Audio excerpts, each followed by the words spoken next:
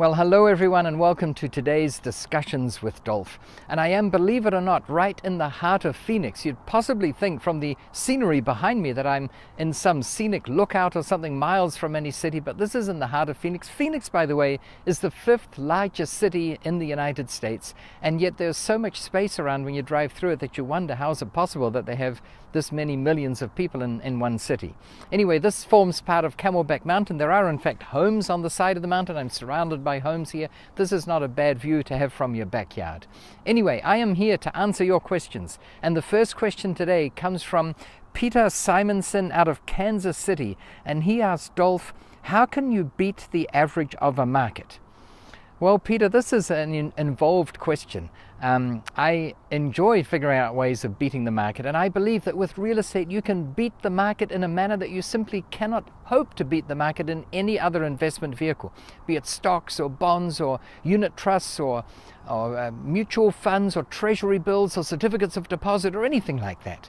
And there are many ways of beating the average, so we won't cover them all here. I've got about 18 of them. But one I want to highlight, the simplest way of beating the average, is to invest in real estate in areas where there is higher than average population growth. There is a strong one-to-one correlation between growth in population and growth in value of real estate. And it goes, it's not surprising. It almost follows naturally that this should be the case because it's all related to supply and demand. When you've got population growth, you've got increasing demand for real estate, and as a natural consequence of that, you've got an escalation in prices.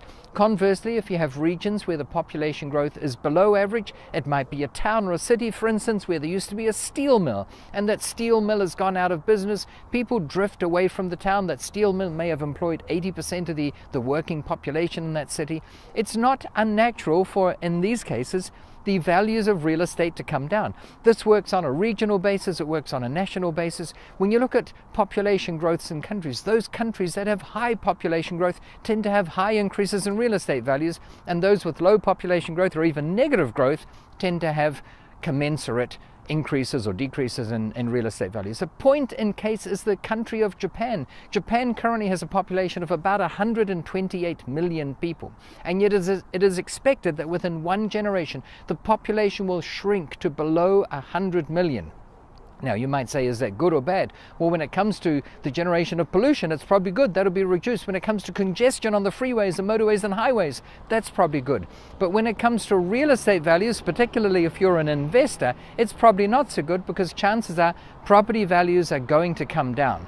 Now, there are always anomalies because even though the population of Japan as a country is shrinking, there are some parts of the country where it's still growing. For instance, the urban areas of Tokyo and Yokohama and Osaka and Kobe, they're still increasing. It's the rural areas where the population is decreasing. So if you were to invest in Japan, you'd obviously want to pick those regions where the population is still growing.